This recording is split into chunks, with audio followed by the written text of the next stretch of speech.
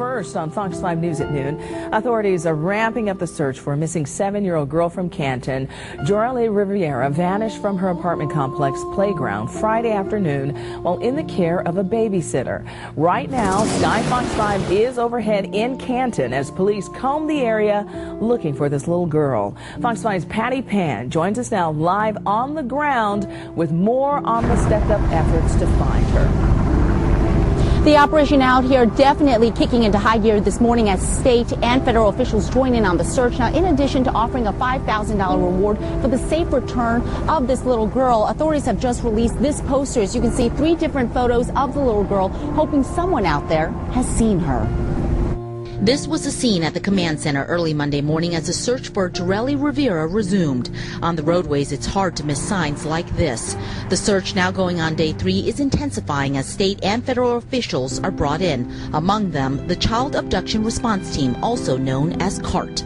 We are just an assisting process. They're helping us take the investigation to other levels. And in any investigation, if you're the only one doing it after a short period of time, you get focused in, you need some new ideas. You need some new fresh minds. Detectives tell us Jorely Rivera, a student at Canton Elementary, disappeared from the River Ridge apartment complex playground around 5 Friday night. What began as a missing person case turned into a possible abduction Saturday afternoon. Jorely's family tell Fox 5 they are waiting for her safe return. I want to say that I love her and I miss her very much. Fox 5 was at the River Ridge apartment complex Sunday night as crime scene investigators searched Jorely Rivera's family minivan, taking pictures and removing items from the vehicle. But anything like that is just a standard practice. We're going through anything we can. We've been through their apartment. We're going to go through their cars. If there's any other cars out there that we can go through. We did a roadblock. We searched cars going in and out over the weekend. Authorities say time is against them, but they are not letting up. Right now, we can't get frustrated and we can't lose focus. Finding the little girl is our main mission. Here's another look at the little girl authorities are looking for, described as anywhere between 3 to 4 feet tall, 80 pounds, wearing a pink shirt, blue jeans, and black boots. Now, I do want to mention that authorities did tell us that the teenage babysitter who had been watching this little girl at the time of her disappearance told authorities that the last time she saw this little girl was when she ran inside the apartment to say that she was grabbing some drinks for some friends. Well, we have confirmed with authorities that yesterday they did find 4 Coke cans behind one of the buildings at the apartment complex. We're told 2 full, 2 empty. Those are being analyzed as we speak. Now, anyone with any information being urged to call a tip line. That number is 770-704-7074. That is the latest in Canton. Patty Pan, Fox 5 News. All right, Patty, thanks. And of course, we will keep you updated on this developing story. Police Department and the GBI doing a search of a dumpster which was removed from the apartment complex where the victim disappeared. Approximately 90 minutes ago, the investigators discovered the body of little Miss Rivera. She was in the dumpster. It appears from the examination of the agents at the scene that she was severely beaten. We believe that she was sexually assaulted. We will now have the body of the victim transported to the Georgia Bureau of Investigation Crime Laboratory, where an autopsy will be done tonight by Dr. Chris Sperry, the Chief Medical Examiner for the state of Georgia. At that time, we will then know more about the circumstances of the death of the victim.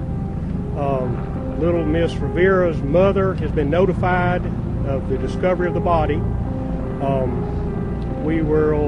The FBI is sending up their victim witness support staff to work with the mother during this very difficult time. Now, the Canton Police Department, the Cherokee County Sheriff's Department, the FBI, and the GBI will now focus on a murder investigation. We have tremendous investigative resources devoted to this effort, and we will continue pursuing the person or persons responsible for the death of the 7-year-old child. And Sheriff Garrison, Chief. We are pursuing several leads. but quite frankly, at this point, we do not have a strong suspect. We've not focused in on anyone. We very much need information from the public who may know something about the abduction of this child and the child's subsequent murder. Who killed Jorelys Rivera? Police in Canton are searching for the person who beat, sexually assaulted, and then dumped the 7-year-old's body in a dumpster. Hello and welcome, everybody. I'm Tom Haynes. We have live team coverage of a moving memorial and the police investigation. Fox 5's George Franco is with those who gathered tonight to remember little Jorelys, but we begin with Fox 5's Chris Shaw, who has the latest on the autopsy conducted late tonight. Chris. And Tom, investigators tell me that autopsy has confirmed a lot of their initial thoughts on this case. They say that this little girl was in fact severely beaten and sexually assaulted. Right now in the building behind me, investigators are at work and they will work through the night trying to find her killer. The roadblock commuters ran into Monday night only reinforced anxieties in this community, knowing investigators are no longer looking for a little girl, but instead for her killer. This is going to be a very, very horrendous crime. I am convinced of that after having observed the body. The discovery of 7-year-old Jorely Rivera's body Monday in a dumpster at her River Ridge apartment complex has given investigators some insight into her killer.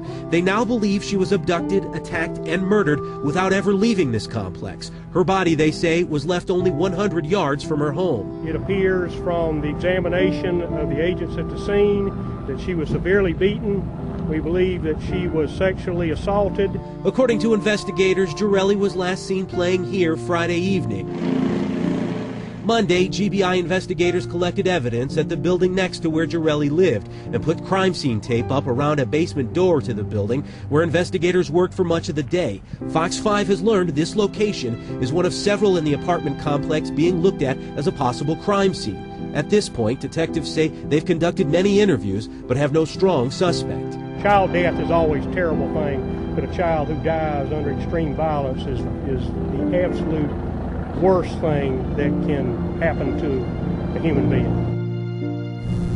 The building behind me here in Canton is now the headquarters for this murder investigation. At 10:30 tomorrow morning, there will be a press conference with the GBI, local law enforcement, and the FBI. They will go over a number of developments from overnight, and they will have much more on the cause of death for this little 7-year-old girl.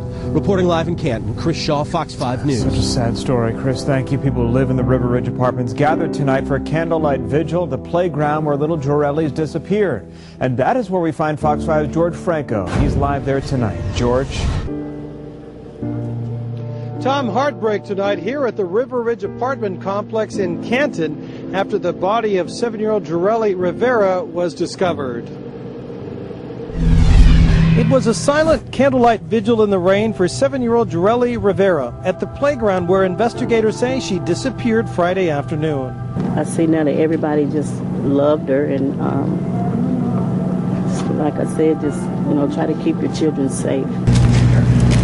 After the child's body was found, a lot of people dropped off mementos at the playground not far from Jorely's apartment, as fears linger about her killer still on the loose. I just don't understand how somebody could do something like this, and it terrifies me. I'm scared to let my kids go anywhere. I don't trust anyone. A friend of Jorely's family tells us they are very distraught. I have no words to explain, what's going on for the family, what we're all feeling. But the only thing I do is to pray for the father, the mother, and their family. A family grieving with so many others who keep asking that question, why would somebody take the life of Jorely Rivera? Just a week ago, she was giving everybody hugs and giving them snacks and everything. She didn't deserve to die. She was a really nice girl. And still too soon to say what the funeral plans are for 7-year-old Jorely Rivera, but this is lighting up on Facebook tonight. It's called Light Up Canton for Jorely. It says that tonight at 8 o'clock and until tomorrow at 7 in the morning, we are, quote, turning our porch lights on in memory of Jorely Rivera. Let's show this family that we care, and let's show this killer that we are all united until he is hunted down and brought to justice.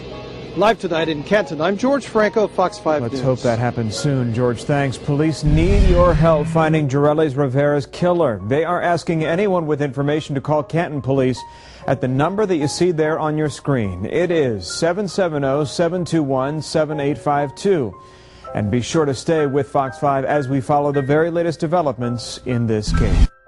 Cheryl, thank you. Today, investigators plan to talk about the steps they're taking to find the killer of a 7-year-old Canton girl. Jorely Rivera's body was found yesterday after days of searching. Good Day Atlanta's Mark Teichner has more. Didn't happen to see anything Friday night. We very much need information from the public. State troopers set up a roadblock outside the River Ridge apartment complex in Canton. Inside, GBI agents collect evidence from a potential crime scene located in the basement next to the building where Jorely Rivera lived.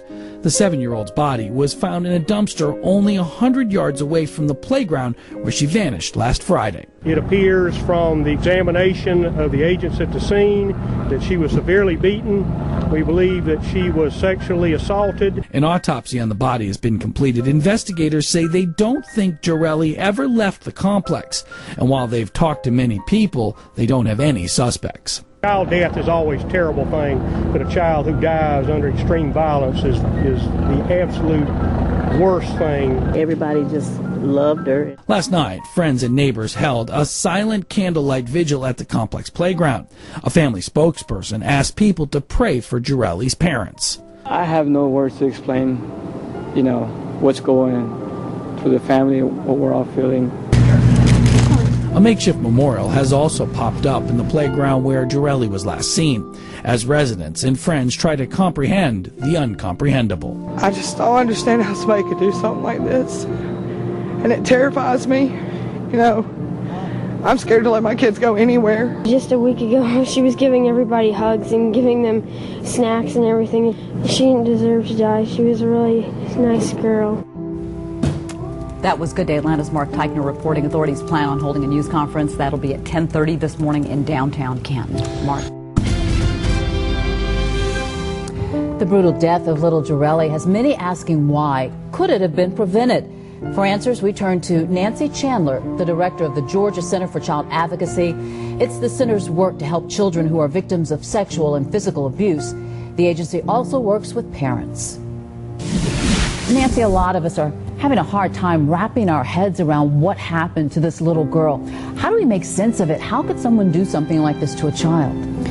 Well, I think we have to be aware of the fact that there are a lot of people who do target children for very horrible crimes. We know that 1 in 4 girls and 1 in 6 boys will be sexually abused before the age of 18. Many of those are abused by adults who are well known to the child. But there are the stranger abductions, and so I think we just have to be real aware that children are terribly at risk in our society today. Well, certainly we want to do something to protect them, to try to keep them safe. What do you recommend? I mean, we can't always know everyone that lives next door or on the other street. A child needs to be under adult supervision, and somebody needs to be, keeping an eye out for our kids. But, what I would most strongly recommend is that any adult should be trained in preventing child sexual abuse. We have a prevention program at our center, but it's offered all across the state of Georgia, and what we hope is that all adults will be trained to learn to recognize the signs, the symptoms, know how to react and respond. I think prevention is always our #1 goal for protecting our kids. Those numbers you cited, 1 in 4 girls, 1 in 6 boys will be sexually assaulted before they're 18. Right. That sounds incredible. That's such a large number. Well, and it's been proven over and over and over again. There are a number of courses that are offered, everything from the National Center for Missing and Exploited Children to our local program. But, we need to empower children, but we have to empower adults to protect those children. Can you give us a few pointers in terms of what parents can do to try to keep their kids safe? Well, I think you need to tell your children that not every adult is a trusting adult. And it may be somebody in your family. We need to talk to our children about the realities of the world. You know, we want our kids to be in a safe environment, in a protected place. But and we know things can happen anywhere. Right, and this is just such a tragic, horrible situation. I think it breaks all of our hearts. The Georgia Center for Child Advocacy services DeKalb and Fulton counties. Similar organizations are available across the state. But again, Ms. Chandler says protecting our children starts at home.